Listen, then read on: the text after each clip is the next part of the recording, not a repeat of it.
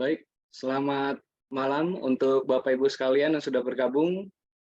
Ini teman-teman dari member Republik Investor. Selamat malam, selamat datang di webinar kita untuk di malam hari ini bersama narasumber kita juga yang sudah hadir di malam hari ini. Nanti ya di beberapa waktu ke depan kita akan mengupas tuntas berkaitan dengan cara mudah ya melakukan pelaporan pajak saham nih di SPT tahunan kita. Karena nanti kan sebentar lagi memang sudah batas akhir ya di bulan Maret untuk melakukan pelaporan pajak di SPT kita. Ya, jadi harapannya dengan adanya pembahasan di malam hari ini bersama dengan narasumber kita Aditya Rizky Bahari yang sudah bergabung di tengah-tengah kita. Nah, harapannya teman-teman semua bisa aktif untuk menanyakan barangkali selama ini atau beberapa waktu terakhir ini belum melaporkan eh, aset yang ada di portofolio saham kita, ataupun kita tahu nih kita dapat dividen, kita ada aset cukup besar di portofolio kita, tapi kita ragu gitu melaporkannya. Kira-kira apakah ini menjadi sebuah keuntungan untuk kita yang melaporkan, atau kira-kira ada hal-hal yang perlu kita perhatikan gitu. Barangkali ada hal-hal yang signifikan yang perlu kita perhatikan, atau jangan-jangan nanti ada tips dan triknya nih, agar kita juga bisa mendapatkan manfaat kalau seandainya kita melakukan pelaporan pajak tersebut. Nah, ini sudah bergabung ya bersama kita Aditya Rizky Bahari. Mungkin bisa memperkenalkan diri dulu nih. Silakan untuk di malam hari ini. Ya, terima kasih Mas Bima atas kesempatan yang telah diberikan. Selamat malam Bapak Ibu semuanya. Perkenalkan, nama saya Aditya Rizky Bahari. Saya asli dari Brebes, termasuk tim dari Republik Investor juga. Memang cukup berbeda dengan teman-teman yang lain. Bima, ada Hendra, ada Kori, dan lain-lain. Tapi saya cukup berbeda dengan yang lain karena saya bidangnya lebih concern ke pajak gitu ya. Mostly saya memang di dunia konsultan pajak, dan sekarang tepatnya ada konsultan pajak saya sendiri di Techfresh Nusantara Mandiri. Sejauh ini seperti itu aja sih, Mas Bima. Nanti akan kita sambung lagi lah di lain kesempatan, atau nanti di acara-acara lain gitu ya. Mungkin sekilas seperti itu, Mas Bima. Iya, oke, baik. Terima kasih. Ini kita manggilnya Kang Adit kali ya, atau Boleh, Mas boleh, Adit nih. Oke, kita boleh, panggil boleh. Kang Adit nih untuk di malam ini ya. Baik, untuk Bapak Ibu sekalian, mungkin kita bisa langsung mulai untuk pembahasan di malam hari ini. Tadi temanya saya sudah sampaikan di awal, cara mudah ya lapor pajak saham di SPT tahunan. Nah, jadi harapannya nanti setelah berjalannya materi yang disampaikan oleh Kang Adit, Bapak Ibu sekalian juga bisa mempersiapkan nih beberapa pertanyaan yang mungkin selama ini bingung sebenarnya harusnya seperti apa atau bagaimana langkah-langkahnya, cara-caranya bagaimana. Nah, persiapkan saja pertanyaannya. Bila mana nanti ternyata pertanyaan tersebut memang belum terjawab di pemaparan materinya, silakan bisa disampaikan pertanyaannya di kolom chat, atau nanti kalau mau ada yang raise hand, mau langsung komunikasi, silakan saja. Nanti saya berikan waktu untuk tanya jawab. Nah, sekarang untuk Kang Adit, silakan nih untuk presentasinya bisa langsung kita mulai sambil menunggu juga teman-teman yang mungkin menyusul nih untuk bergabungnya. Silakan. Ya, terima kasih. Kalau tadi saya dipanggil Kang Adit, saya manggil Mas Bima aja ya. Ya, di malam hari ini mohon izin semuanya, teman-teman semuanya, Bapak Ibu, di malam hari ini kita sifatnya sharing santai aja ya, sambil menikmati makan malam gitu mungkin, atau secangkir kopi gitu ya, atau secangkir teh gitu ya, atau mungkin Bapak Ibu semuanya, teman-teman yang masih dalam perjalanan, yang habis menghabiskan akhir pekannya, jalan-jalan sama keluarga dan lain-lain gitu ya. Mungkin sambil dengerin Zoom malam hari ini terkait dengan cara mudah lapor pajak khususnya saham ya di SPT tahunan orang pribadi gitu ya. Baik Bapak Ibu semuanya, terakhir saya diskusi sama Mas Bima, Mas Kori dan lain-lain, kayaknya kita perlu adain Zoom meeting, webinar gitu ya. Mudah-mudahan suara saya jelas ya, Mas Bima ya, semuanya ya. Jelas, jelas. Semoga sinyalnya juga oke, karena seharian ini kayaknya hujan terus nih, Mas Bima nih. Jadi mudah-mudahan sinyal tetap bagus ya, tetap bagus. Tadi yang sudah disampaikan Mas Bima, kalau Bapak Ibu ada yang mungkin ditanyakan atau mungkin ada yang terlupa nantinya kalau setelah ada acara baru teringat ya, wah harusnya gue nanya ini nih gitu. Silakan bisa kontak saya atau kontak Mas Bima. Saya juga ada di grup Republik Investor ya. Jadi buat Bapak Ibu, teman-teman semua bisa kontak saya juga kalau memang ada pertanyaan yang terlupa nggak tersampaikan di malam hari ini, karena satu dan lain hal, waktu juga nggak lama, karena pasti teman-teman semua juga mempersiapkan buat besok Senin ya, biasanya sudah ada pekerjaan yang menunggu gitu ya. Oke, saya panggil teman-teman semuanya aja ya. Jadi baik teman-teman semuanya, ada 3 hal yang nanti akan saya bahas terkait dengan pelaporan pajak SPT tahunan orang pribadi ya. Sebetulnya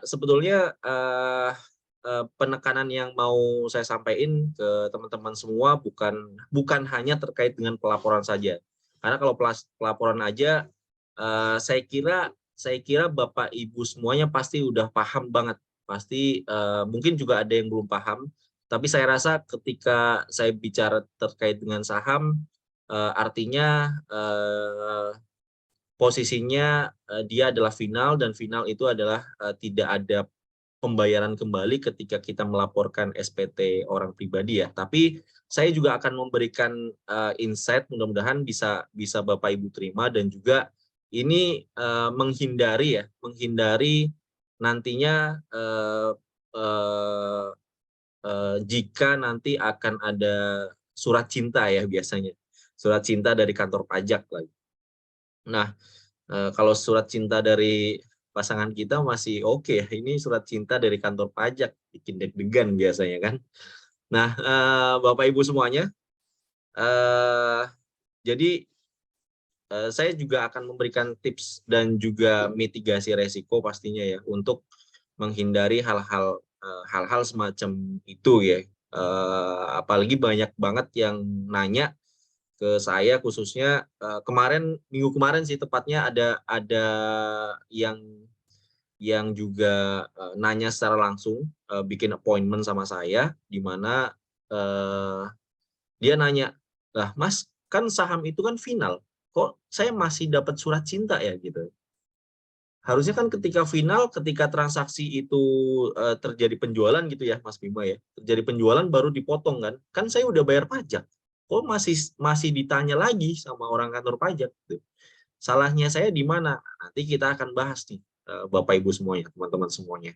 Apa sih yang menjadi dasar ketika ada transaksi saham gitu ya, padahal udah dipotong pada saat itu dan final.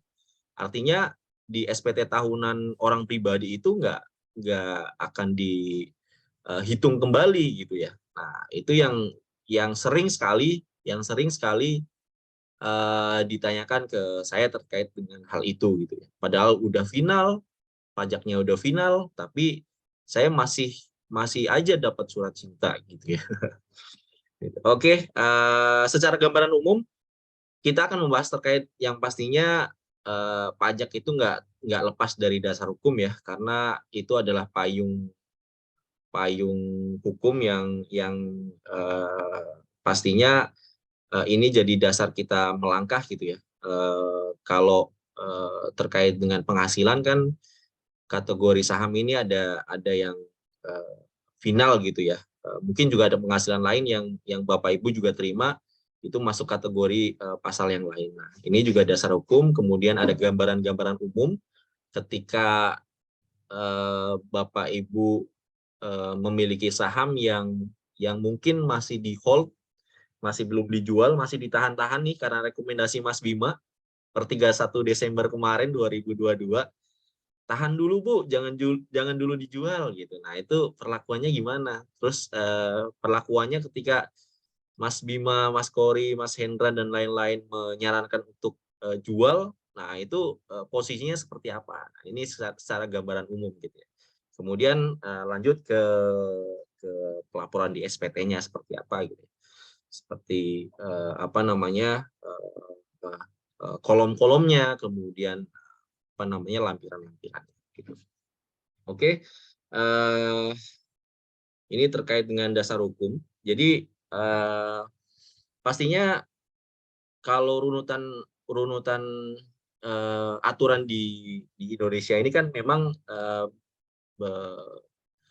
berlayer-layer gitu ya. Dari ada undang-undang, ada PP, kemudian ada PMK, ada peraturan Direktorat Jenderal Pajak, Per, kemudian ada surat edaran gitu ya.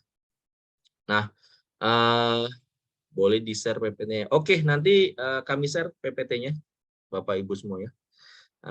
Mungkin nanti di-share di grup ya mungkin ya, Mas Bima ya, atau nanti apa namanya di grup aja paling ya. Oke. Jadi PMK-nya ada di PMK 243, di mana mengalami beberapa perubahan terakhir ya, seperti apa namanya form dan lain sebagainya, itu di PMK 9 tahun 2018. Kemudian ada Perdirjen nomor per 34. Ini Perdirjen ini adalah peraturan Direktorat Jenderal Pajak, di mana hal itu juga mengalami beberapa perubahan ya gitu ya. Itu di nomor 36 tahun 2015 ya, terkait dengan bentuk formulirnya seperti apa, kemudian caranya bagaimana, kemudian juklaknya atau petunjuk teknisnya seperti apa, karena setiap tahun DJP ini selalu mengalami perubahan ya, seiring dengan perkembangan digitalisasi, kemudian informasi, teknologi dan lain sebagainya gitu ya. Apalagi buat Bapak Ibu yang memiliki usaha sendiri atau Bapak Ibu yang mungkin punya kantor gitu ya, sebagai as a owner itu apa namanya as a owner artinya Bapak Ibu harus melaporkan pajak perusahaannya. Nah, seiring dengan digitalisasi tersebut, nantinya sudah tidak lagi menggunakan apa namanya e-filing gitu ya, tapi menggunakan namanya e-form gitu. Itu untuk apa namanya perusahaan atau badan. Tapi kalau orang pribadi seperti kita ini, baik kita sebagai pegawai gitu ya, pegawai di suatu perusahaan, kemudian mungkin juga ada Bapak Ibu yang sebagai ada yang staff, ada yang manajer, ada yang direktur, ada yang owner dan sebagainya gitu ya. Itu tetap masuk kategori sebagai pegawai sebuah perusahaan gitu ya, maupun pengurus gitu ya.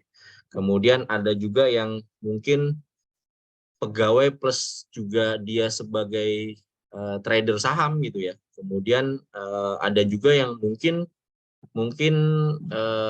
trading for life ya, Bima ya, ada yang seperti itu mungkin juga. Nah itu hal-hal semacam itu akan mengikuti perkembangan informasi dan teknologi gitu ya. Nah ini gambaran umum teman-teman semuanya, gambaran umum yang akan kita bahas, yang sempat tadi saya sampaikan juga di awal-awal kita diskusi, di mana yang pertama ini adalah saya ingin menyampaikan mungkin ada beberapa yang ingin tahu atau ada yang belum tahu, atau mungkin ada yang terlupa, ini SPT ini kepanjangannya apa, terus bentuknya seperti apa sih gitu. Jadi SPT ini adalah formulir yang digunakan oleh wajib pajak, di mana wajib pajak kita ini adalah wajib pajak orang pribadi untuk melaporkan perhitungan dan atau pembayaran objek pajak atau bukan objek pajak, kemudian harta dan kewajiban kita, kewajiban atau hutang ya. Jadi Bapak Ibu, ketika wajib pajak orang pribadi itu atau wajib pajak badan dikatakan dia patuh ketika dia sudah menghitung, sudah menyetor atau membayar dan kemudian melaporkan. Terkadang ada beberapa orang-orang yang misalkan dia trading for life gitu ya. Dia merasa kalau saham ini kan kategorinya final, harusnya sudah dipotong kan. Nah, harusnya saya udah bayar pajak dong gitu kan. Nah, ketika hal itu ditanyakan oleh kantor pajak misalnya gitu ya. Itu nantinya dia masuk kategori yang belum patuh karena masih ada satu poin yang belum dia lakukan, yaitu melaporkan atau hanya mendisclose aja, menstate aja apa yang sudah dia lakukan di tahun. Artinya kalau kita mau lapor tahun ini kan berarti apa aja yang sudah dia lakukan di 2022 kemarin gitu ya. Kemudian apa yang menjadi penghasilan dia pada saat 2022 kemarin. Nah, bisa jadi kan ketika memang dia mendapatkan penghasilan dari hanya trading aja ataupun dari penghasilan lain, mungkin dari penghasilan dia gaji dari pegawai gitu ya, mungkin atau dari lain sebagainya, itu bisa itu bisa di disclose di dalam pelaporan SPT tahunan orang pribadi gitu ya, Bapak Ibu semuanya. Jadi SPT itu sekali lagi adalah ini formulir dan bentuk tanggung jawab kita lah ya, tanggung jawab kita sebagai warga negara, sebagai orang pribadi, di mana kita sudah mendapatkan penghasilan, baik penghasilan itu masuk kategori yang objek maupun yang enggak, gitu ya. Kemudian ya kewajiban kita harus mendisclose gitu ya, Bapak Ibu semuanya. Kemudian bentuknya seperti apa sih? Kemudian isi dan dokumen-dokumen supportingnya untuk bisa kita laporkan gitu ya. Ini ada 3 jenis ya, mungkin Bapak Ibu juga sempat ketahui ya, di mana ada 3 jenis, yaitu SS, kemudian ada S, dan juga 1770 aja ya. Jadi kalau 1770 ini memang biasanya digunakan untuk orang-orang yang masuk kategori pekerjaan yang mendapat penghasilan bebas gitu ya. Jadi kalau misalkan yang S ini untuk pegawai-pegawai yang per tahunnya di atas 60 juta, kalau SS di bawah 60 juta gitu ya, Bapak Ibu semuanya. Kemudian yang jangan sampai lupa nomor EVIN Bapak Ibu semuanya, kemudian password untuk login juga jangan sampai lupa juga ya, Bapak Ibu semuanya. Nah, masuk ke dalam kategori definisi penghasilan. Jadi definisi penghasilan ini diatur juga dalam Undang-Undang Pajak Penghasilan, di mana setiap tambahan kemampuan ekonomis gitu ya, baik Bapak Ibu yang mungkin trading di Indonesia, ada juga yang mungkin trading di luar negeri gitu ya, jadi di bursa efek luar negeri gitu ya. Nah, ini artinya semuanya harus dikumpulkan gitu, Bapak Ibu semuanya, di mana ketika mendapatkan penghasilan artinya dia mendapatkan tambahan kemampuan ekonomis gitu ya. Nah, tambahan kemampuan ekonomis ini yang nantinya akan dikenakan pajak pada akhir masa periode atau pada saat transaksi gitu ya. Nah, dalam hal ini kan ketika transaksi saham artinya pada saat transaksi penjualan nantinya akan dikenakan PPh gitu ya. Nah, yang menjadi objek pajak ini adalah kan penghasilan ya, Bapak Ibu semuanya. Jadi setiap tambahan kemampuan ekonomis yang kita terima atau diperoleh wajib pajak orang pribadi ya tentunya ya, dan dapat dipakai untuk konsumsi atau untuk menambah kekayaan wajib pajak yang bersangkutan dengan nama dan dalam bentuk apapun. Jadi poinnya ada 3 hal ya, di mana penghasilan ini adalah tambahan kemampuan ekonomis yang kita terima, gitu ya. Artinya dia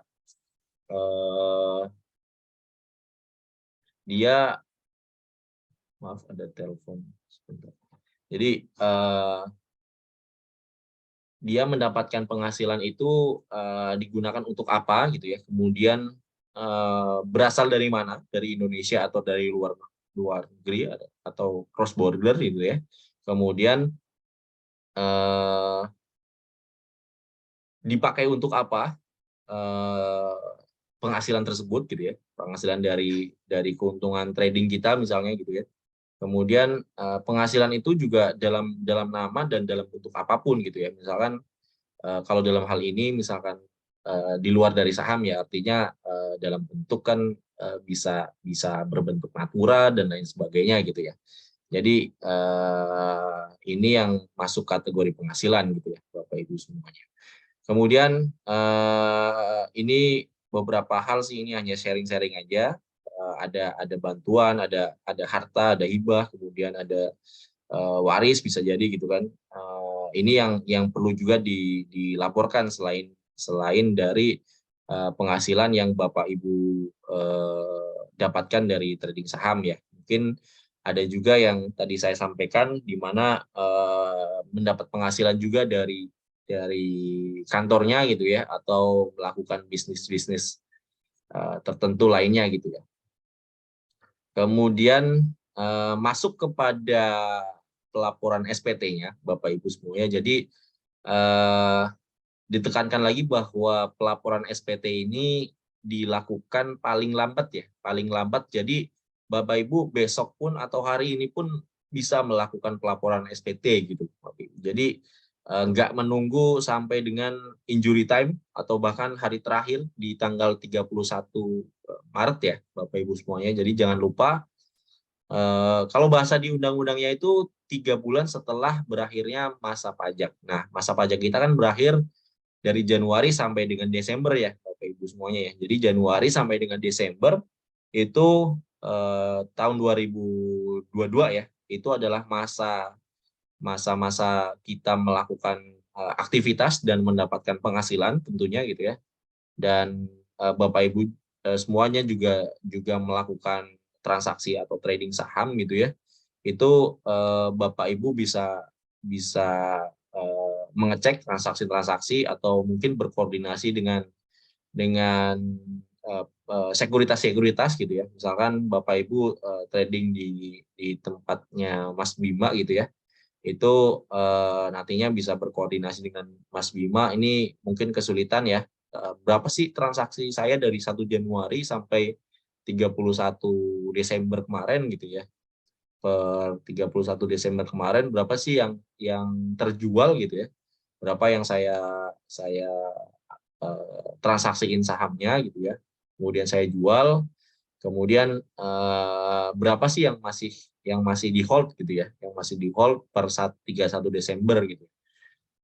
Yang mungkin baru dijual Januari atau Februari tahun ini gitu ya. Nah, itu nanti treatmentnya agak sedikit berbeda, tapi semuanya sih hanya konsepnya hanya mendisclose ya Bapak Ibu semuanya ya, teman-teman semuanya ya. Jadi hanya menstate aja, hanya melaporkan gitu ya. Jadi sekali lagi bukan menghitung dan membayar lagi gitu.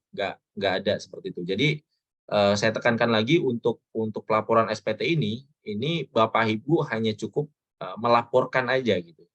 Hanya cukup menuliskan saja berapa sih transaksi tadi ya, sekali lagi transaksi per Januari sampai dengan Desember gitu ya. Kemudian posisi yang di hold per 31 Desember 2022 gitu ya, itu berapa gitu ya. Nah, ini sebagai remind aja, ini website yang biasa Bapak Ibu juga gunakan gitu ya. Atau mungkin ada teman-teman yang mungkin baru dapat NPWP di tahun lalu, kemudian langsung transaksi trading saham gitu ya. Nah, ini jangan lupa untuk memasukkan NPWP-nya gitu ya atau NIK-nya, kemudian kata sandinya berapa. Nah, ini kalau lupa, yang tadi saya sampaikan ada nomor Evin ya. Evin itu sebagai nomor pintu masuknya untuk masuk ke sini. Nah, ini itu biasanya Bapak Ibu dapatkan di kantor pajak waktu pas pendaftaran dan mengajukan permohonan Evin. Nah, itu jangan sampai lupa tuh Bapak Ibu. Saya saranin sih di scan ya, di scan terus kirim aja ke email Bapak Ibu sendiri gitu.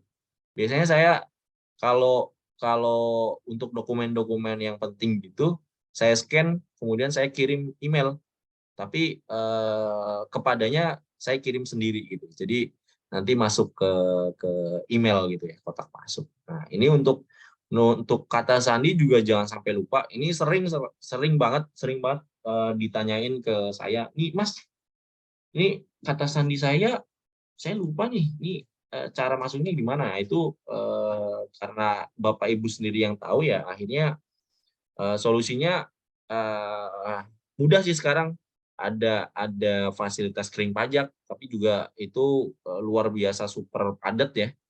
Kemudian ada di Twitter juga ada, kemudian ada di Instagram juga ada. Kemudian yang lebih oke lagi sekarang masing-masing KPP ada help desk WhatsApp-nya. Jadi misalkan nih, Bapak Ibu ada di KPP Setiabudi sini gitu. Kemudian ada di KPP Pasar Minggu, ada di KPP apa namanya di Pancoran misalkan dan lain sebagainya. Itu mengeceknya tinggal tinggal masuk ke IG aja, nanti tinggal di search aja KPP-nya. Biasanya depannya bukan KPP tapi pajak Setiabudi gitu.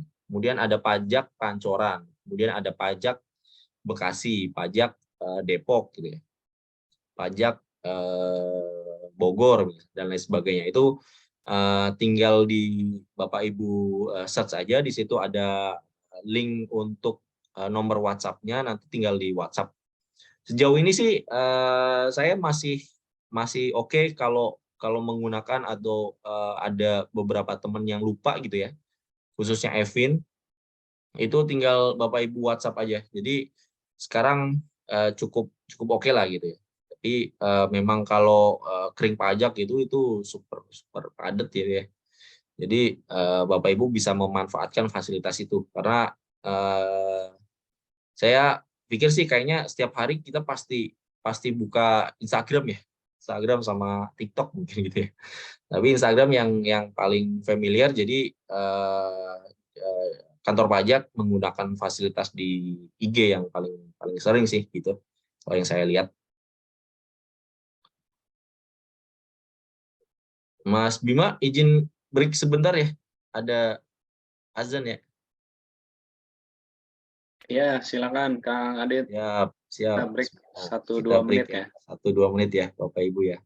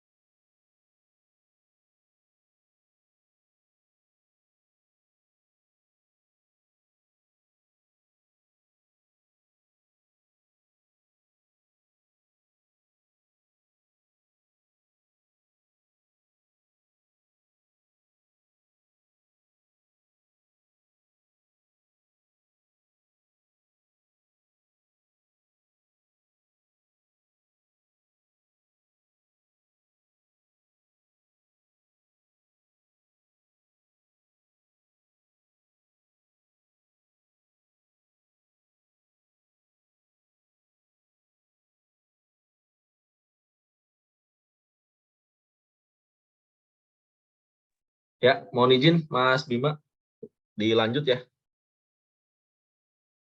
Ya, silakan kita Ya, lanjutkan kembali. mohon izin Bapak Ibu, kita break dulu tadi. Eh, ini banyak juga nih Mas Bima yang hadir ya, ternyata ada 55 orang ya. 55 orang. Selamat datang buat Bapak Ibu semuanya, mungkin yang baru join, baru hadir. Kita sharing-sharing santai di penghujung akhir pekan nih. Sebelum besok beraktivitas seperti biasa, biasanya Senin makin semangat apa makin kendor nih gitu. Oke, buat Bapak Ibu semuanya, sharing-sharing malam hari ini mungkin buat refresh ya, buat refresh terkait dengan pelaporan pajak khususnya di poin saham di SPT tahunan orang pribadi ya. Jadi buat Bapak Ibu yang memiliki transaksi trading saham ini yang perlu diperhatikan ya, terkait dengan pelaporan SPT tahunannya. Jangan sampai merasa bahwa kan saya udah bayar pajak gitu ya. Terus saya harus ngapain lagi gitu ya. Nah, di undang-undang memang meminta kita untuk melakukan satu hal lagi, yaitu terkait dengan pelaporannya gitu ya. Nah, kemudian mohon izin melanjutkan. Nah, ini kita sudah sampai ke tahap apa namanya, masuk ke dalam website DJP ya. Jadi djponline.pajak.go.id. Nanti masuk aja, nanti akan masuk ke tampilan seperti ini. Nah, ini yang perlu saya sampaikan, perlu saya ulang kembali ya. Ini yang sering sekali saya temuin, dan gimana cara dapetin kata sandi lagi karena saya lupa gitu ya. Itu yang tadi saya sampaikan, bisa melalui WhatsApp ya, yang nomornya bisa didapatkan di eh, eh, Instagram kantor pajak masing-masing daerah gitu ya. Ada yang pancoran misalnya, ada yang pasar minggu misalnya, ada yang Setiabudi dan lain sebagainya. Nah, lanjut. Ini khususnya ke saham ya. Jadi yang juga tadi Mas Bima sampaikan, dan kita juga mungkin ada beberapa yang sudah tahu, udah ngelotok lah ya gitu ya. Kalau investor-investor seperti Bapak Ibu semuanya itu nggak perlu bayar lagi ya. Intinya nggak ada yang harus Bapak Ibu bayar lagi intinya gitu.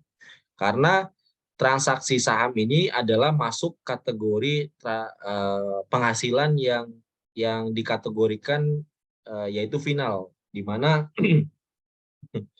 final ini payung hukumnya ada di pasal 4 ayat 2 di Undang-Undang Pajak Penghasilan gitu ya, di mana kategori final itu Bapak Ibu semuanya yang mungkin belum belum familiar, final tuh seperti apa? Artinya kalau final itu transaksinya sudah dipotong atau sudah dibayar pada saat ditransaksikan gitu ya. Jadi misalkan Bapak Ibu semuanya, baterainya agak low sebentar ya. Jadi ketika Bapak Ibu melakukan transaksi saham, artinya penjualan Bapak Ibu udah langsung dipotong nih, udah langsung dipotong ketika Bapak melakukan transaksi penjualan saham gitu ya, sebesar yang mungkin Bapak Ibu juga tahu ya, 0,1% gitu ya. Itu juga berlaku di transaksi apa namanya, di luar negeri gitu ya. Jadi mungkin Mas Bima trading di luar negeri, trading juga di di Indonesia gitu ya. Jadi perlakuannya ini sama nih Bapak Ibu. Jadi yang perlu saya tekankan, para investor yang trading saham itu intinya nggak perlu bayar lagi ya Bapak Ibu semuanya. Hanya cukup mendisclose atau menstate aja, atau melaporkan aja berapa yang ditransaksikan gitu. Kemudian ini dilansir dari websitenya Mas Bima nih di MOS Mandiri.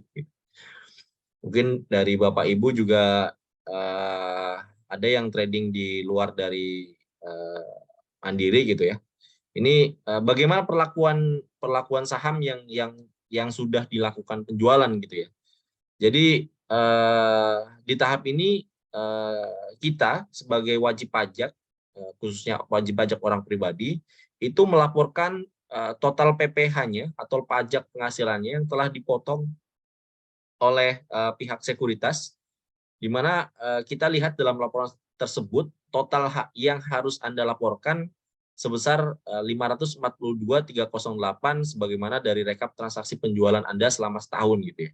Ini kalau sambil tanya juga nih, kalau belum dapat nanti harusnya minta ke Mas Bima gitu ya untuk hal ini ya. Betul, Kang. Iya betul Bisa ya. minta ke saya atau bisa download sendiri sebenarnya. Caranya Oh mudah iya, sih. caranya mudah juga ya. Jadi Nah, mungkin buat Bapak nanti Ibu kalau sempat, semuanya, ya ya bisa mungkin bisa nanti Mas kalau Bima. sempat di akhir bisa saya infokan. Oke Mas Bima, nanti jadi tambahan ya di akhir sesi ya.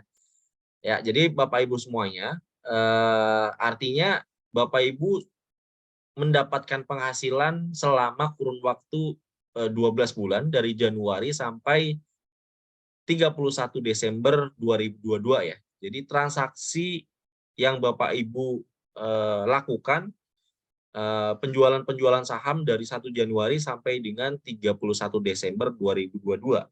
Nah, itu yang nantinya Bapak Ibu minta nantinya ke Mas Bima dan apa namanya teman-teman di sekuritas lain kalau Bapak Ibu mentradingan di sekuritas lain gitu ya.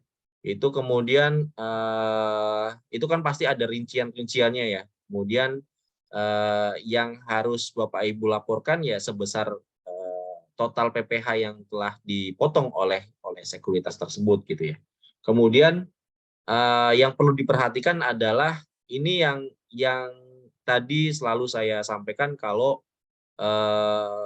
kita hanya melakukan pelaporan atau mendisclose atas transaksi saham yang kita transaksikan ya Bapak Ibu semuanya ya. Dan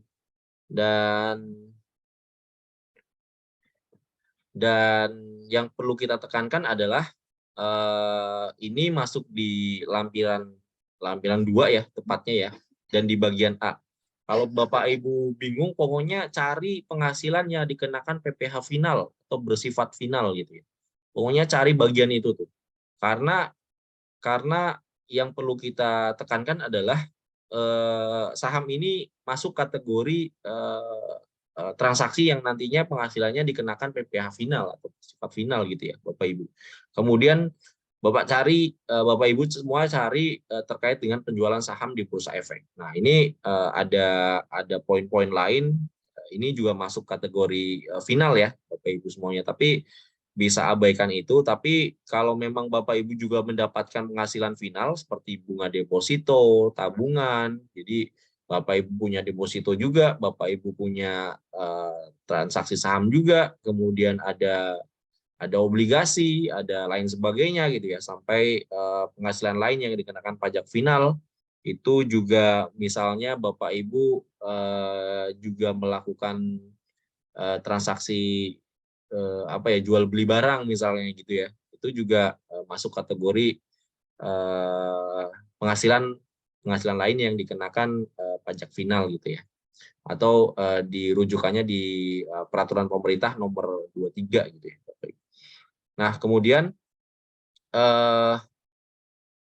yang perlu ditekankan lagi adalah berapa ya, ini yang tadi saya selalu sampaikan gitu ya, itu terkait dengan berapa DPP-nya atau brutonya, kemudian PPh terutangnya. Ini Bapak Ibu tinggal berkoordinasi aja, ini mumpung masih bulan Februari ya.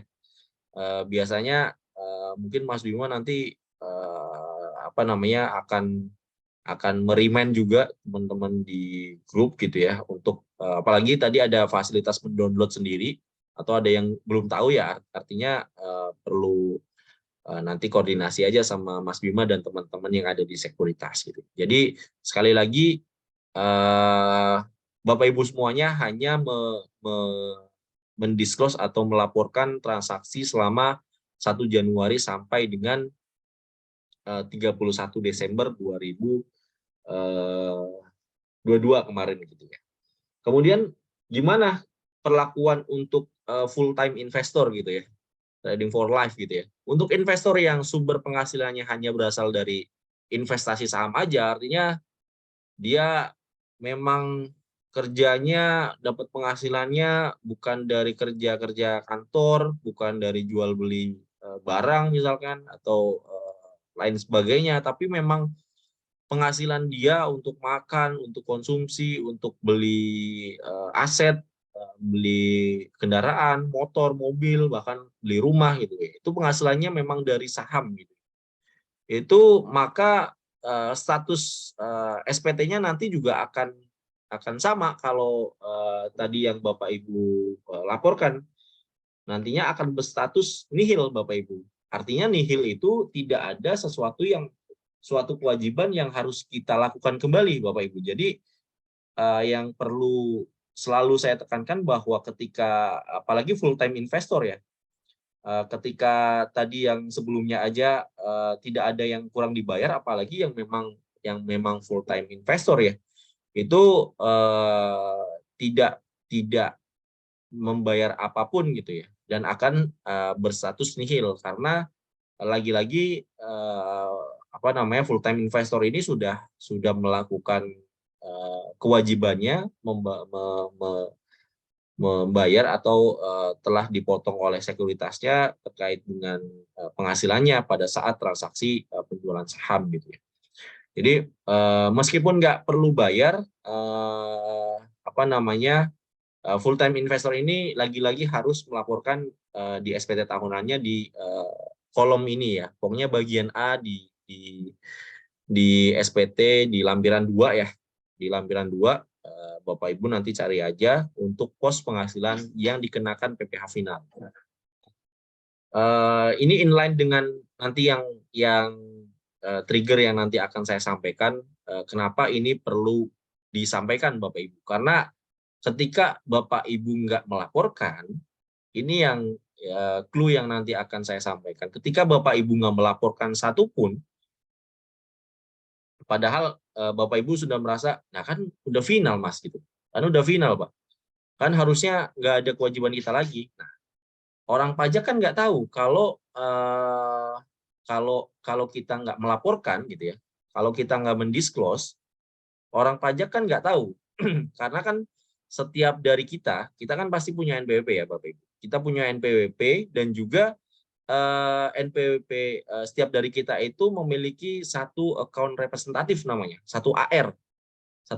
Jadi satu orang AR ini itu mengawasi beda-beda setiap KPP. Jadi biasanya ada 30 sampai 50 orang atau bahkan lebih gitu ya.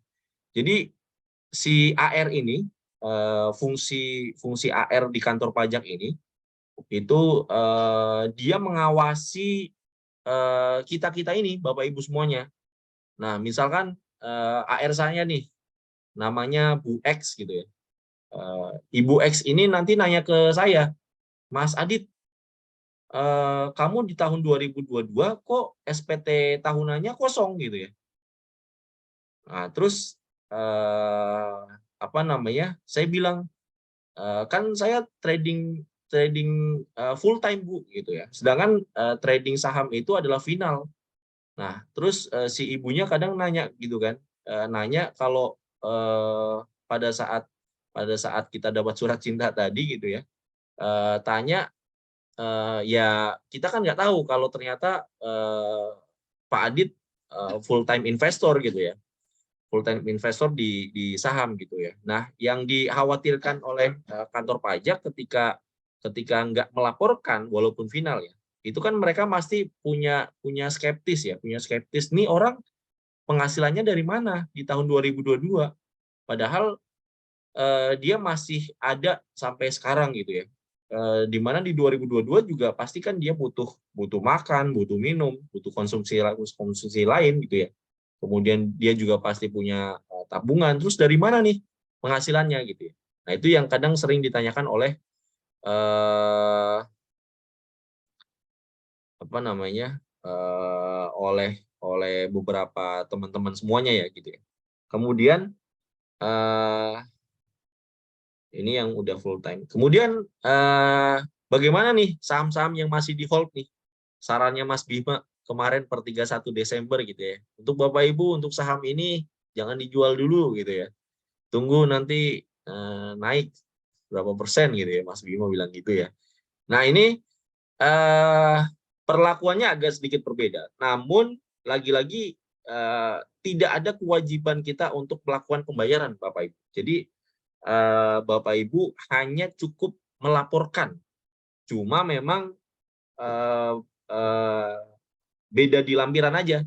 Kalau tadi di lampiran 2 di pos penghasilan yang dikenakan PPh final, tapi kalau ini masuk di kolom harta Bapak Ibu semuanya. Jadi aset ini masuk ke kolom harta per 31 Desember. Nanti Bapak Ibu juga bisa koordinasi juga dengan Mas Bima ya. Dengan Mas Bima ataupun dengan teman-teman sekuritas tempat Bapak Ibu melakukan transaksi saham gitu ya. Jadi misalnya ini saya ambil dari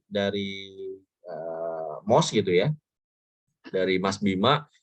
Jadi hanya perlu melaporkan apa namanya aset per 31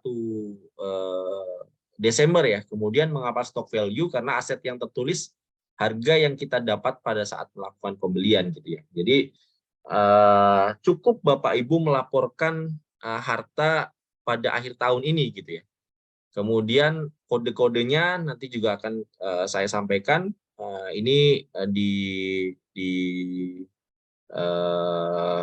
poin nomor 031 gitu ya. Itu saham yang dibeli untuk dijual kembali. Kalau 032 biasanya Bapak Ibu memiliki saham di apa namanya? Perusahaan tertutup gitu ya, bukan TBK yang diperjualbelikan di apa namanya di bursa efek ya. Nah, saya liman kembali kalau saham yang masih di hold ya, saham yang masih di hold ini jadi nanti hanya cukup dilaporkan pada posisi harta ya, Bapak Ibu semuanya ya. Jadi bukan masuk ke kolom penghasilan yang dikenakan final nih Bapak Ibu. Walaupun semuanya tidak ada impact atau dampak melakukan pembayaran ya. Hanya cukup menempatkan posisinya kalau yang belum terjual, dia masuk ke kolom harta pada akhir tahun gitu ya. Tapi kalau yang sudah terjual gitu ya, nantinya masuk ke kolom penghasilan yang dikenakan PPh final gitu ya, Bapak Ibu. Ini hanya cukup membedakan itu aja ya. Sekali lagi kalau yang sudah terjual gitu ya, itu masuk kolom lampiran 2 penghasilan yang dikenakan PPh final. Tapi kalau yang masih di hold per 31 Desember 2022 kemarin nih, Bapak Ibu semuanya, itu masuk ke kolom harta gitu ya. Jadi jangan sampai tertukar, jangan sampai salah tempat juga gitu ya. Itu impact-nya ya cukup nanti kalau misalkan ditanya ya bakal minta waktu Bapak Ibu aja sih untuk menjelaskan gitu ya. Karena ada kehilafan meletakkan yang seharusnya di kolom harta tapi ternyata masuk ke kolom apa namanya? Kolom penghasilan gitu ya. Nah, ini daftar-daftar harta kode harta ini yang saya saranin sih pasti kalau transaksi itu terintegrasi ya, artinya transaksi itu transaksi elektronik baik itu tabungan gitu dan lain sebagainya, ada saham, obligasi itu jangan sampai nggak terlapor gitu ya. Nggak terlapor walaupun misalnya kategorinya nanti kategori seperti yang saya sampaikan final gitu ya. Tidak ada pajak yang dibayar kembali ya Bapak Ibu. Gitu. Kemudian ini banyak banget ininya kode hartanya gitu ya. Dari sepeda motor, mobil, kemudian ada tanah gitu ya, ada bangunan dan lain sebagainya. Kemudian utang juga jangan lupa ya Bapak Ibu, utang juga harus Bapak Ibu sampaikan. Jangan sampai enggak, misalnya nih saya punya utang gitu ya, saya pinjam ke Mas Bima 1 bio misalnya gitu ya. Saya pinjam ke Mas Bima, Mas, saya pengen pinjam uang dong 1 bio buat trading saham gitu ya. Nah, tiba-tiba nanti ditanya sama kantor pajak ya, ini dari mana nih uangnya gitu ya.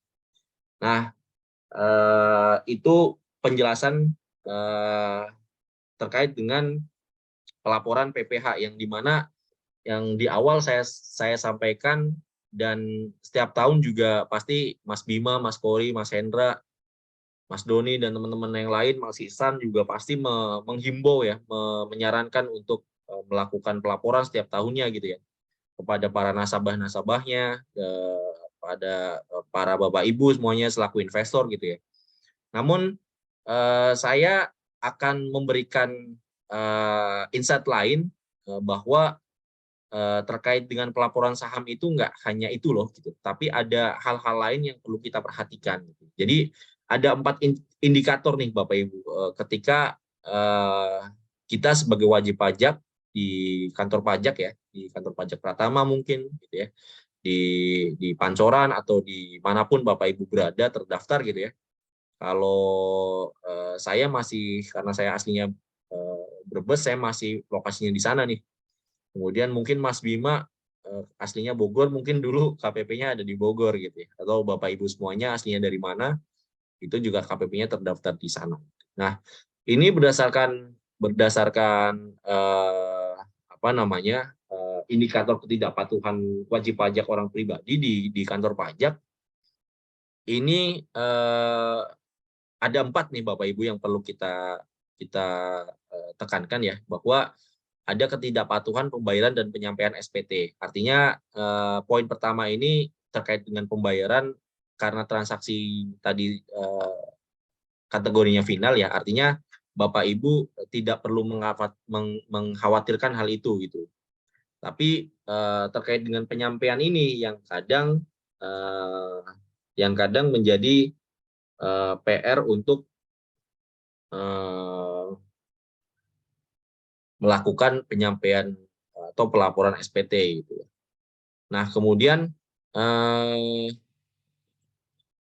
kedua, wajib pajak ini belum pernah dilakukan pemeriksaan dengan ruang lingkup seluruh jenis pajak. Nah, jangan sampai terlena Bapak Ibu, karena orang pribadi juga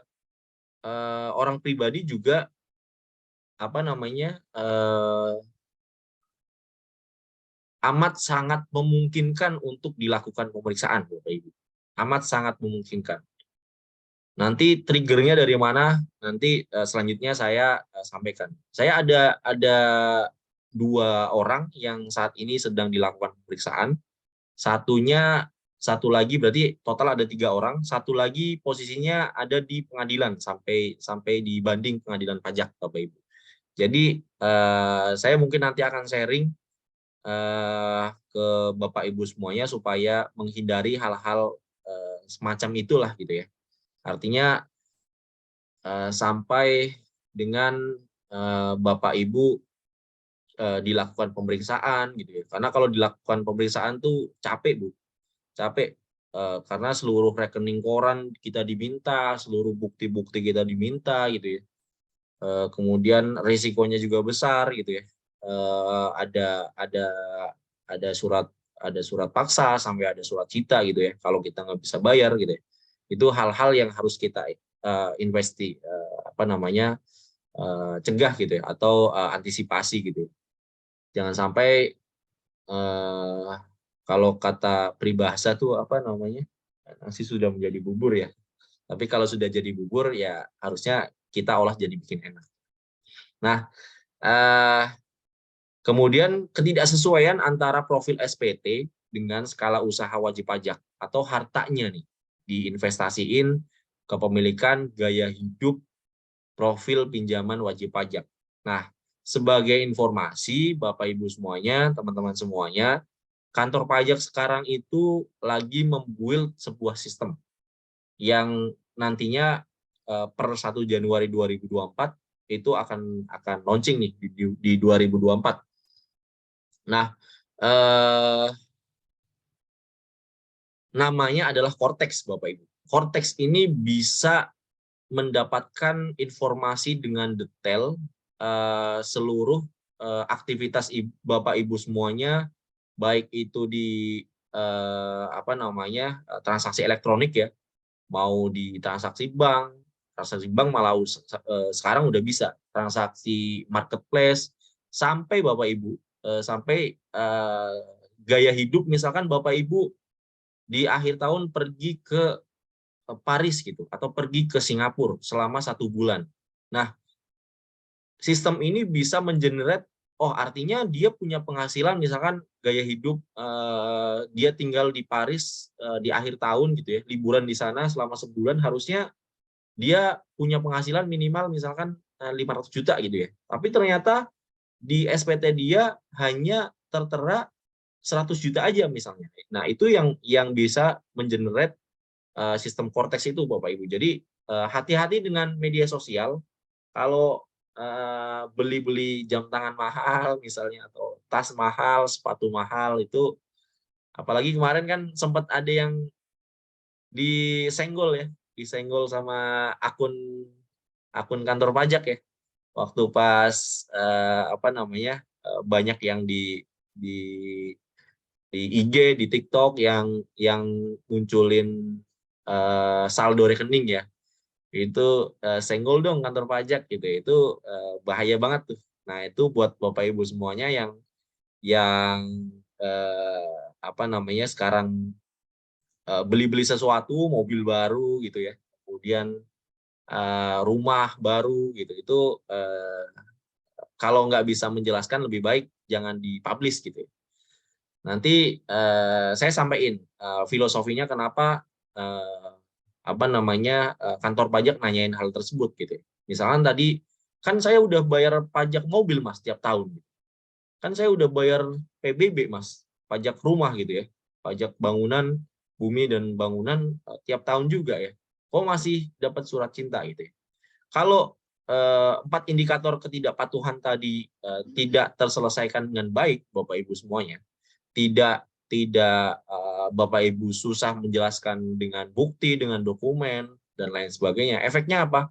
Ada surat cinta dari kantor pajak. Surat cinta ini kalau bahasa pajaknya SP2DK Bapak Ibu. Jadi surat permintaan keterangan dan klarifikasi atas data yang kantor pajak miliki. Ketika surat SP2DK itu tidak tertangani dengan baik, nanti itu menjadi gerbang masuk untuk Bapak Ibu dilakukan pemeriksaan. Nah, ketika Bapak Ibu dilakukan pemeriksaan, artinya aspek-aspek hukum secara legal itu sudah masuk. Artinya ketika Bapak Ibu tidak bisa membayar, itu ya nantinya akan ada tadi sampai efek terburuknya ada sita lelang gitu. Nah, ini saya bukan nakut-nakutin sih, tapi ini kejadian real sampai ada 2 orang yang masih ongoing nih, saya lagi tanganin. Yang satu lagi ini malah sampai ke pengadilan. Nah, sebenarnya kuncinya atau solusinya yaitu ini, Bapak Ibu semuanya. Kuncinya adalah ini. Ketika kita dapat penghasilan, itu kan penghasilan itu kita konsumsi ya, Bapak Ibu semuanya. Kita konsumsi untuk misalkan beli makan, beli minum, kemudian bayar listrik, misalkan bayar PAM, air, kemudian hal-hal untuk konsumsi lah, beli baju, mungkin beli hal-hal lain yang sifatnya konsumtif ya. Atau penghasilan itu kita gunakan untuk saving, untuk kita masukin ke tabungan gitu ya. Atau penghasilan itu untuk kita investasiin ke ke aset gitu misalkan, atau beli aset gitu ya, beli mobil, beli rumah gitu ya. Ini adalah kuncinya. Saya jelasin kenapa ini mungkin terlihat simpel ya, mungkin terlihat simpel, tapi ini efeknya luar biasa. Ini beberapa kejadian yang mungkin banyak sekali terjadi ya, ketika misalnya nih saya trading saham gitu ya. Padahal dana saya hanya misalkan 100 juta gitu ya. Kemudian penghasilan saya juga kurang lebih sekitar 100 juta. Artinya masuk akal ya.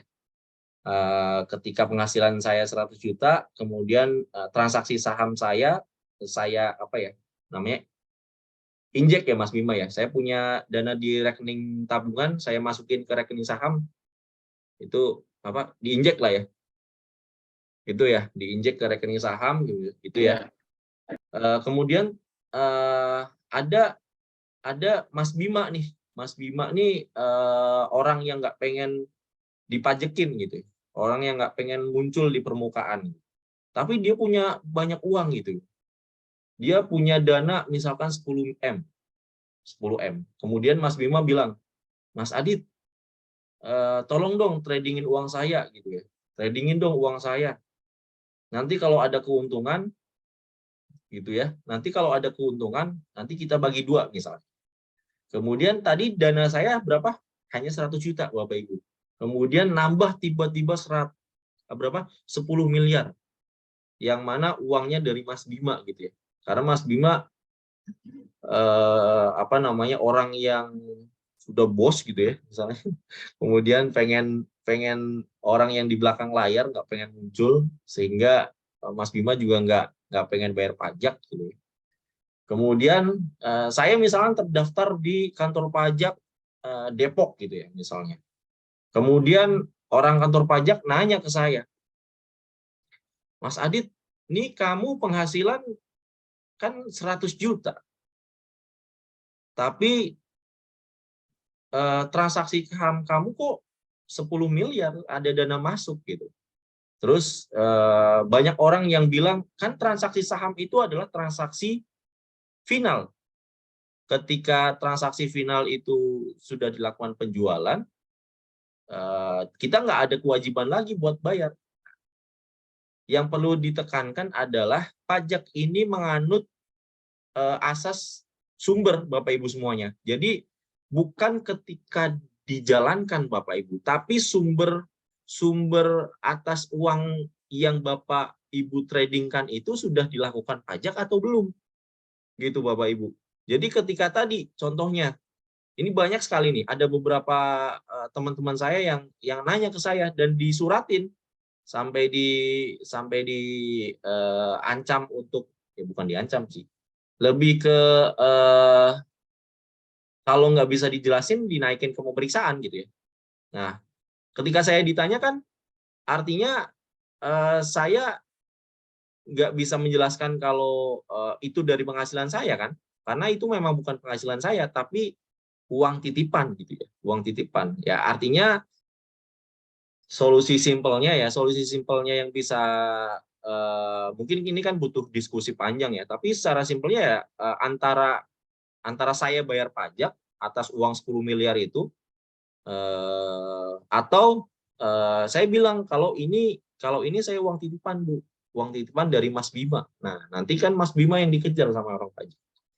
Kadang kan orang-orang begitu kan nggak mau gitu ya. Kemudian filosofi lagi nih. Ini kejadian juga di kantor pajak di apa namanya di satelit Jakarta lah, masih di satelit Jakarta lah. Sama juga kayak tadi. Saya diminta beli jam tangan, harganya 3M. Padahal saya nggak punya dana atau penghasilan sebesar itu. Ketika saya punya aset sebesar 3M, tapi penghasilan saya misalkan cuma 1M, itu kan nggak masuk akal Bapak Ibu. Artinya selisihnya tadi ada yang belum kita laporin. Nah, kalau misalnya kita bisa jelasin, oh selisih 2M-nya itu atau 3M-nya itu saya dari pinjam ke orang atau pinjam ke bank. Oh artinya kita bisa menjelaskan nih Bapak Ibu, kalau memang uang yang kita dapat itu bukan dari penghasilan, tapi dari hutang, gitu ya. Nah, itu kalau bisa dijelaskan. Kalau enggak, misalnya hutang itu dari bank kan pasti harus diminta dokumentasinya, kemudian apa namanya perjanjiannya, kemudian pasti ada bunganya juga kan Bapak Ibu semuanya. Kemudian kalau kalau hutang kan treatment wajarnya begitu ya, ketika ada hutang ya ada bunga berapa yang dibayar setiap bulannya gitu dan lain sebagainya. Ini hal-hal yang diantisipasi untuk Bapak Ibu semuanya, di mana pajak saham ini memang bersifat final, lagi-lagi memang bersifat final, dan hanya kewajiban kita hanya eh, eh, apa namanya bersifat mendisclose aja ya, atau menstate aja ya. Jadi nggak perlu dikhawatirkan. Yang perlu dikhawatirkan adalah uang kita ketika kita masukin ke rekening saham. Sebelum kita masukin ke rekening saham itu, uang itu dari mana dan udah dipajakin atau belum. Simpelnya kayak gitu Bapak Ibu. Jadi bukan ketika transaksi jual beli itu berjalan, tapi ketika uang Bapak Ibu sebelum dimasukin ke rekening saham, nah itu sudah dikenakan pajak atau belum. Dan itu yang paling sering ditanyakan oleh kantor pajak. Itu clue yang paling sering ditanyakan oleh kantor pajak. Itu yang apa namanya hal-hal yang biasa dilakukan oleh kantor. Begitu mungkin Mas Bima, kurang lebihnya sharing-sharing malam hari ini dari saya. Mungkin ada pertanyaan-pertanyaan tambahan dari Bapak Ibu, monggo. Kalaupun belum berkesempatan nanya juga bisa chat saya atau chat Mas Bima atau chat teman-teman Republik Investor juga boleh gitu ya. Tapi saya lihat ada di chat ya Mas Bima ya. Mungkin itu dari saya tutup dulu ya. Terima kasih. Selamat malam Bapak Ibu semua. Saya kembalikan ke Mas Bima. Monggo Mas. Ya, baik. Terima kasih Kang Adit untuk presentasi dan juga penjelasannya di malam hari ini. Bapak Ibu sekalian masih standby ya, dan kita menunggu beberapa pertanyaan yang masuk dari Bapak Ibu sekalian. Jika memang ada beberapa poin materi yang belum tersampaikan, silakan bisa langsung ditanyakan oleh Bapak Ibu sekalian. Di sini sudah masuk beberapa pertanyaan. Mungkin saya bisa bacakan, nanti Kang Adit bisa langsung merespon ya untuk jawabannya. Ini dari Bapak J nih. Bapak J menanyakan terkait dengan jenis formulirnya nih. Dia bertanya kalau formulir untuk pelaporan pajak saham, apakah sama dengan pelaporan pajak penghasilan? Nah ini simpel aja nih Kang Adit. Masih di mute Kang Adit? Maaf. Waalaikumsalam warahmatullahi wabarakatuh. Ya, terima kasih Pak J. Untuk pelaporannya sama Pak J. Simpel aja sama. Jadi pelaporan SPT itu jadi satu, kemudian di dalamnya ada beberapa lampiran. Nah, lampiran itu yang tadi mohon izin saya share kembali ya. Lampiran ini jadi ada lampiran 1, lampiran 2, lampiran 3, lampiran 4.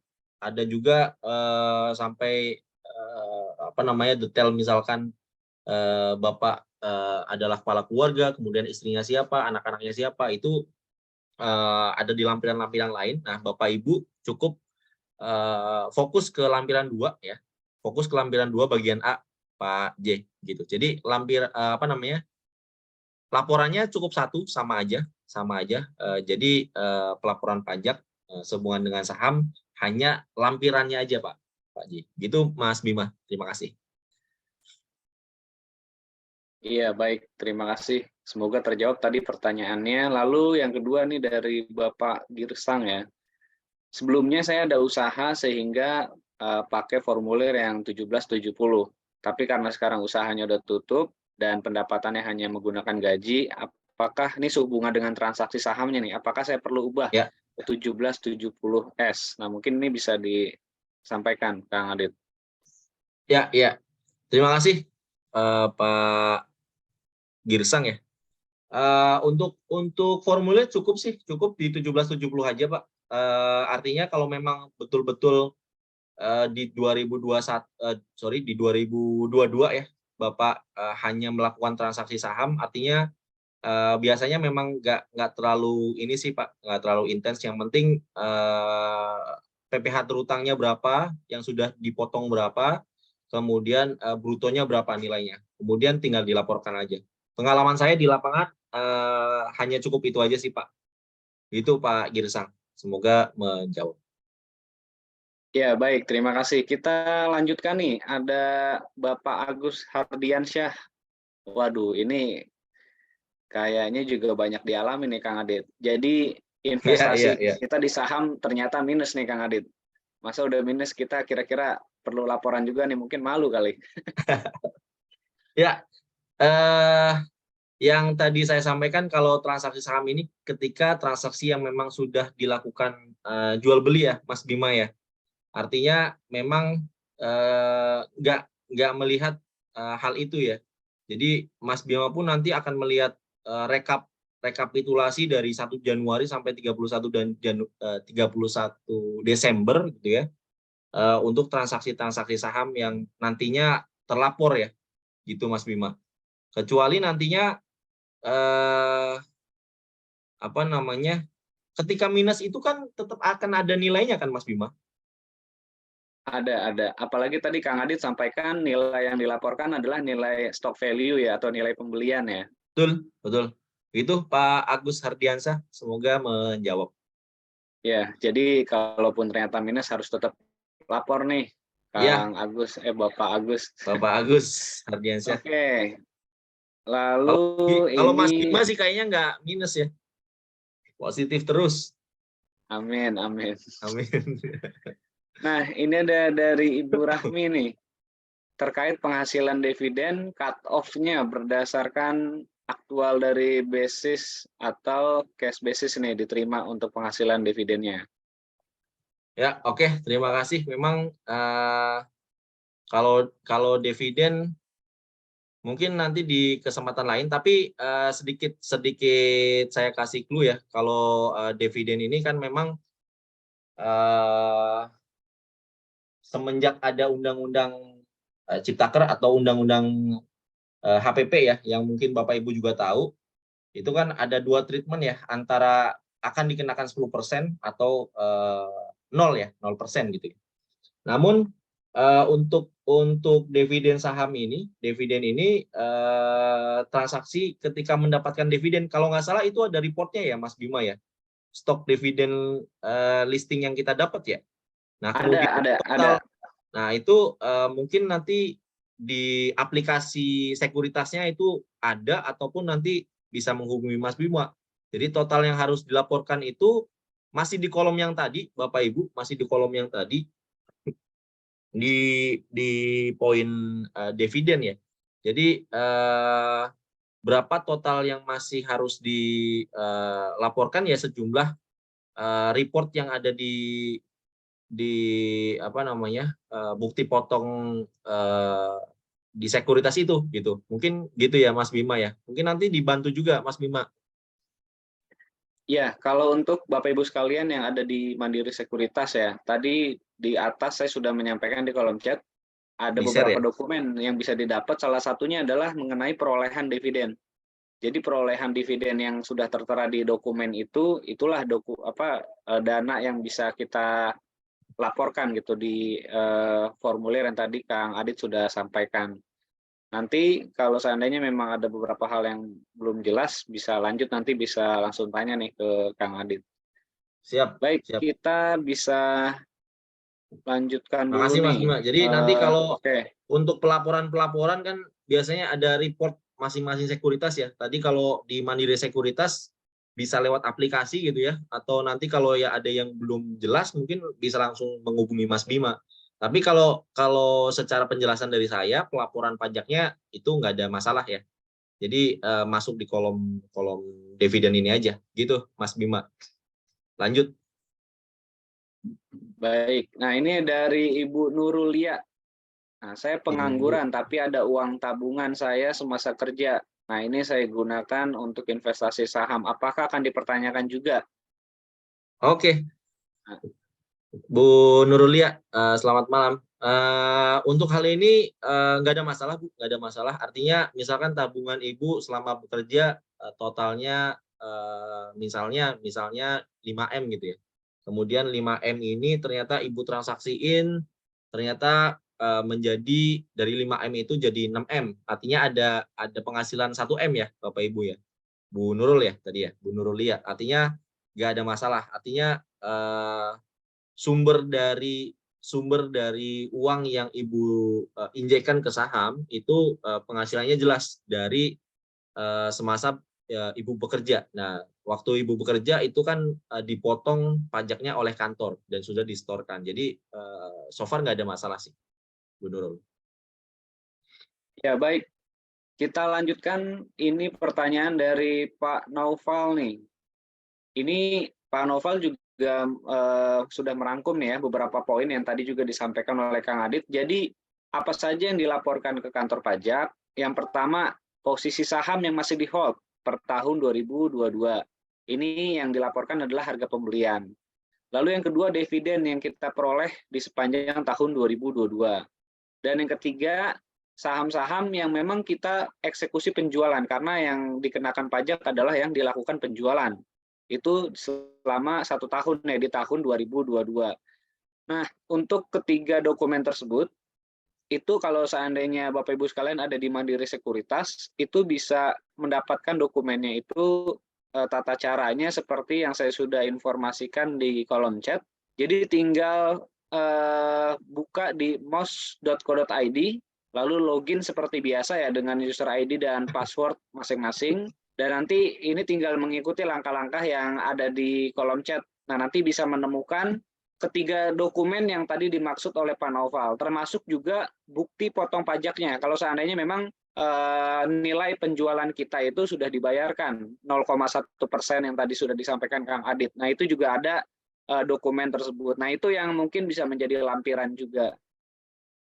Nah, itu mungkin bisa terjawab. Nah, kalau seandainya Pak Naufal ternyata bukan di Mandiri Sekuritas nih, tapi di sekuritas lain. Nah, itu bisa menanyakan ke customer service-nya untuk bisa mengetahui tata cara mendapatkan dokumen tersebut. Nah, setahu saya, kalau sekuritas-sekuritas ternama seharusnya sudah menyiapkan dokumen-dokumen tersebut, hanya saja mungkin kita yang harus bisa lebih aktif ya, karena Aktif ya. mungkin kepentingan yang serupa ini dialami juga oleh banyak investor, takutnya nggak semuanya tercover, jadi mungkin harus kita nih yang bisa jauh lebih aktif. Baik, semoga bisa terjawab untuk Pak Naufal. Nah, ini ada pertanyaan dari Bapak Setiadi Hidayat nih, Kang Adit. Ya, Kalau kita punya lebih dari satu akun, nah ini pasti banyak juga nih yang Bapak Ibu sekalian juga rekeningnya nggak cukup satu, banyak rekening, Kang Adit. Nah, siap, ini siap, gimana nih siap. cara kita laporannya? Ya, oke. Tadi menambahkan dari Pak Noval tadi ya. Intinya yang tadi Mas Bima sebutin dan Pak Noval sampaikan semuanya betul dan tinggal pelaporannya aja. Cuma yang jadi titik berat adalah uang tersebut yang kita transaksiin ke saham unstable nih. Jelas ya, Mas Bima ya? Ya, tadi sempat terputus, tapi sekarang udah jelas. Oh ya, siap, siap. Jadi yang paling sering ditanyakan ini adalah ini uang yang kamu injekkan ke saham, uang untuk mendapatkan dividen dari mana gitu. Jadi itu yang paling penting Pak Noval gitu ya. Yang tadi Bu Nurul artinya uang yang saya transaksiin di saham itu dari uang tabungan semasa kerja gitu ya, dan bisa dijelasin dari dokumen, dari bukti potong waktu beliau bekerja dan lain sebagainya. Itu begitu ya. Kemudian Pak Setiadi Hidayat ya, Mas Bima ya. Ini kalau kalau ternyata banyak ya di Mandiri, kemudian ada di mana? Mirai gitu ya dan lain-lain gitu ya. Itu seperti apa? Itu sama juga Pak Setiadi Hidayat, itu sama dikumpulin aja jadi satu. Asal nanti bukti apa namanya dokumennya nanti di-scan bersamaan aja untuk di-upload karena ada kolom upload di dokumen lain-lain. Nanti Bapak Ibu tinggal upload aja untuk bukti kalau memang Bapak Ibu melakukan transaksi lebih dari di satu sekuritas ya. Itu sih Mas Bima. Oke, Kang Adit, terima kasih. Lalu saya lanjutkan. Nah, ini ada yang bertanya nih, Bapak atau Ibu Supian nih? Ya, Bapak Supian ya. PPh ya. terhutangnya apakah diisi nol? Harusnya nol ya, Kang Adit ya? Kalau PPh Terkait dengan terhutangnya kan investasi saham. sesuai dengan yang terpotong waktu itu ya. Tapi intinya nggak ada yang dibayar Pak Supian. Jadi PPh-nya nanti koordinasi dengan apa namanya kalau di MOS artinya dengan Pak Bima misalkan gitu ya. Artinya memang nggak ada yang dibayar. Artinya PPh yang sudah terutang pada saat Bapak melakukan penjualan, Pak. Jadi per 1 Januari sampai 31 Desember 2022 berapa transaksinya. Nah, itu yang ini cukup dilaporkan, Pak. Jadi PPh terutang ini bukan nol tapi PPh terutang pada saat Bapak Supian melakukan transaksi penjualan saham gitu. Tapi ketika kita munculin bukan berarti misalkan nih tadi saya contohin ya di dokumennya POS ya, dokumen Mas Bima ternyata ini 2019 contohnya ya. Ini 542, nanti diisi 500.000 Pak. 500.000 berapa tadi? 500.000 sekian gitu ya. Nanti Bapak mengisi 500.000 sekian Pak. Nah, ketika diisi bukan berarti Bapak harus bayar ya. Ini konteksnya hanya melaporkan ya Bapak Ibu sekalian. Jadi konteksnya hanya mendisclose aja, men-state aja gitu. Bukan berarti ketika kita mendisclose terus wah berarti kita harus bayar lagi dong gitu. Bukan. Ini apa namanya hanya memindahkan laporan dari MOS tadi misalkan dari Mandiri Sekuritas dari bukti potong tadi dipindahkan aja ke pelaporan SPT pajak tahunan Bapak Ibu semuanya. Gitu ya, Bapak Ibu. Begitu mungkin Mas Bima. Oke, semoga terjawab tadi dari Bapak Supian. Lalu ini terkait dengan penarikan dana nih dari Bapak Dodik. Kalau kita tarik dana dari rekening saham mungkin ya. Nah, itu Ya. masuknya ke form mana yang tadi Kang Adit? Oke, Mas Bima dari Pak Dodik. Pak Dodik ya, dari Pak Dodik. Jadi untuk uang yang Bapak tarik artinya akan masuk ke rekening bank kan ya. Jadi nantinya akan masuk ke rekening bank Bapak Ibu nih. Jadi di kolom harta pada nantinya Pak harta pada akhir tahun sih.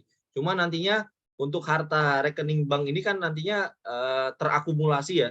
Misalnya ketika ada jual beli saham ya, kemudian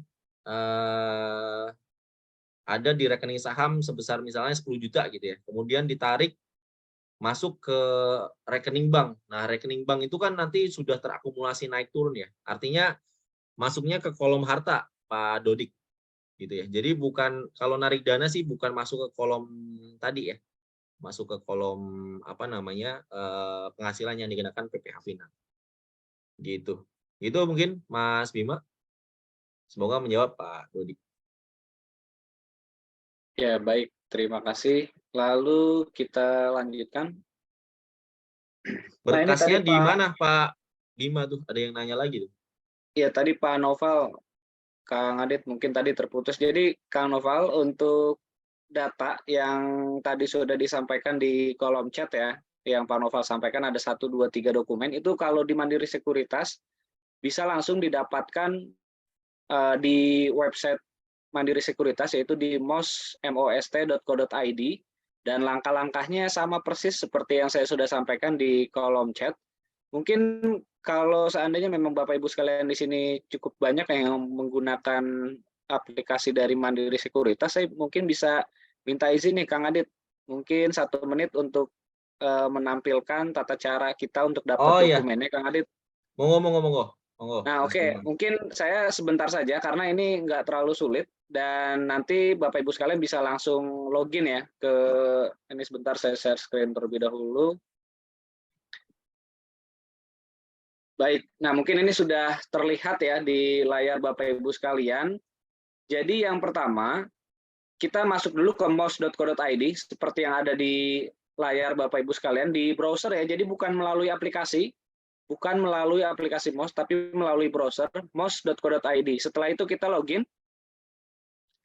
Nah, setelah login, sesuai dengan instruksi yang ada di chat, nah mungkin saya sambil kirimkan kembali nih yang ada di chat tadi, mungkin ada Bapak Ibu sekalian yang baru bergabung, sempat tertinggal tadi ya. Nah, itu langkah-langkahnya. Setelah kita masuk dan login, kita masuk ke bagian account. Lalu di bagian account kita masuk ke laporan transaksi. Nah, setelah itu ada beberapa laporan sih sebenarnya. Kalau Bapak Ibu sekalian lihat di sini ada trade confirmation, ada monthly statement, ada ketur juga. Ini ketur untuk RUPS ya. Terus kalau kita mau update data pajak di bagian tax report. Nah, nanti di sini Bapak Ibu sekalian tinggal masukin PIN. Jadi tinggal masukin PIN dan klik load. Jadi setelah kita klik load, nanti akan muncul di sini ada 4 dokumen. SKKPS, ada laporan penjualan, portofolio 31 Desember 2022, dan juga dividen sepanjang 2022 kita dapat apa aja. Nah, SKKPS ini adalah yang tadi Kang Adit sampaikan tuh, yang 500.000 sekian tuh. Nah, itu bisa didapatkan keempat-empatnya di sini. Kalaupun ada dokumen yang lain yang biasa dicari, yaitu adalah laporan laba rugi ataupun laporan profit loss saham. Itu juga sering ditanyakan tuh Kang Adit. Nah, itu bisa juga langsung request ke kita. Nah, itu biasanya nggak lama sih, di hari itu juga kita bisa dapat, atau beberapa dokumen lainnya yang memang biasanya diminta sama konsultan pajaknya. Nah, itu bisa kita dapatkan juga. Sejauh ini sih dokumen-dokumen yang dimintakan itu selalu memang tersedia dan memang sudah bisa disiapkan gitu. Nah, itu kalau Ya, dari Mandiri Sekuritas. Kalau tadi mantap Bapak Ibu sekalian mungkin Mas Bima. selain daripada Mandiri Sekuritas harus kontak-kontakan nih dengan customer service-nya atau dari tim marketingnya. Itu mungkin Kang Adit. Ya, makasih Mas Bima. Mungkin tadi bisa dilanjutkan dimasukin PIN-nya Mas Bima. Biar bisa lihat laporannya Mas Bima tadi. Itu untuk akun contoh Kang Adit. Oh, akun contoh. Ya, Oke. ya lanjut lagi Mas Bima. Ada lagi Ini atau sudah? dari Bapak Riki Maulana nih. Nah, ini Oh terkait ya, dividen. Katanya ya. dikenakan berapa persen? Update-nya Jadi gimana ada nih Kang dua Adit? treatment tadi mungkin sudah disampaikan ya. Ada 2 treatment. Mungkin nanti akan kita bahas secara detail nih Mas Bima untuk yang dividen. Tapi secara umum ada 0%. Ini nyambung juga nih Mas Bima sebenarnya. Pertanyaan yang di bawahnya nih Mas Bima. Dari Pak Niko Iya, Indra. benar. Iya, benar. Jadi mohon izin Pak Riki Maulana dan Pak Niko Indra, saya jawab sekaligus. Jadi untuk dividen yang kalau kita reinvestasi lagi itu apa namanya, PPh-nya betul 0% karena memang tidak dikenakan PPh, tapi kalau memang tidak direinvestasikan lagi itu 10% ya Pak Riki Maulana ya. Mungkin nanti akan saya sampaikan terkait dengan tata caranya untuk yang khusus dividen di apa namanya webinar berikutnya ya mungkin Mas Bima gitu ya. Tapi secara gambaran umum nanti akan tetap kita munculin berapa PPh-nya kalau memang apa namanya tadi nggak direinvestasi lagi. Tapi kalau direinvestasi lagi artinya nggak ada pajak yang harus kita disclose gitu Mas Bima. Ya, baik. Terima kasih. Mungkin saya sedikit juga menambahkan ya untuk Pak Riki dan Pak Niko bahwa juga ada beberapa teman-teman investor. Memang kan ada istilahnya kalau kita dapat dividen itu sekarang kan masih 0% Kang Adit ya. Kalau seandainya kita melakukan investasi kembali. Nah, ada beberapa teman-teman investor, mereka nggak beli saham. Mereka dapat dividen misalkan 5 juta nih dividen. Lalu 5 jutanya ini didiemin aja sebagai cash di rekening sahamnya. Nah, itu ternyata sudah termasuk sebagai reinvestasi gitu. Jadi 5 jutanya ini walaupun nggak dibeliin saham lagi ya, tapi karena masih ada di dalam rekening saham tersebut senilai dividen yang didapat, jadi hitungannya sudah termasuk reinvestasi. Nah, mungkin itu kulit-kulit yang mungkin juga bisa memberikan gambaran nih terkait dengan dividen. Nanti untuk lebih jelasnya seperti yang tadi Kang Adit sampaikan, akan ada pembahasan lebih detail mungkin ya terkait dengan dividen. Ya. Lalu Oke, ya, ini ada usul nih dari Ibu Nurul.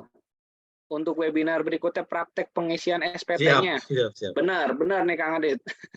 Kalau mungkin kalau praktek sebenarnya agak sedikit ini ya, karena dokumen konfidensial masing-masing kita ya, Mas Bima ya, lebih enak ya kalau ada waktu buat ketemu sih lebih baik ketemu, karena kalau sampai terlapor kan artinya semua data konfidensial kita akan ini ya muncul gitu ya, Mas Bima ya. Jadi mungkin hanya sedikit ini aja sih ya, hanya sedikit sampai dengan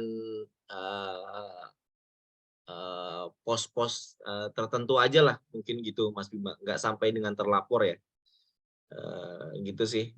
Tapi usulnya kita tampung Bu Nurul Lia. Insya Allah nanti kita akan nah itu ada Mas Kori tuh, Gathering RI bisa jadi langsung face to face ya, one by one gitu. Tapi kalau untuk kita tampilin kan artinya akan ada data yang terpampar ya, gitu sih. Tapi nanti kita akan tampung dan diskusin sama tim ya, Mas Bima ya. Itu mungkin, terima kasih. Saya kembaliin Mas Bima. Ya, baik. Terima kasih dari Bu Nurul untuk usulannya nih. Jadi nanti kita atur sedemikian rupa agar usulan ini bisa terrealisasi nanti sama Kang Adit nih.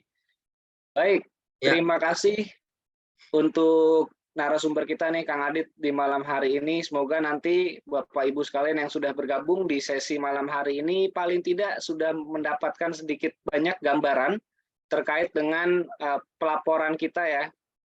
Sebagaimana kita tahu mungkin di sini juga sudah menjadi investor semua, agar kita harus sedikit lebih peka nih ya untuk bisa melakukan pelaporan pajak paling tidak untuk di tahun ini. Mau jumlahnya kecil, besar, paling tidak kita sudah taat pajak ya Kang Adit ya. Betul Mas Bima. Nah, saya juga mengingatkan nih untuk Bapak Ibu sekalian nanti kalau seandainya next ya tadi seperti yang Kang Adit sampaikan kita ada gathering untuk Republik Investor, tentunya nanti Bapak Ibu sekalian silakan bisa join bersama kita di gathering Republik Investor. Nah, sekali lagi terima kasih untuk Bapak Ibu sekalian yang sudah bergabung. Nanti kita ketemu lagi di lain kesempatan. Terima kasih. Selamat malam, semoga bermanfaat. Salam cuan. Salam cuan. Selamat malam, mohon izin live Mas Bima dan Bapak Ibu semuanya.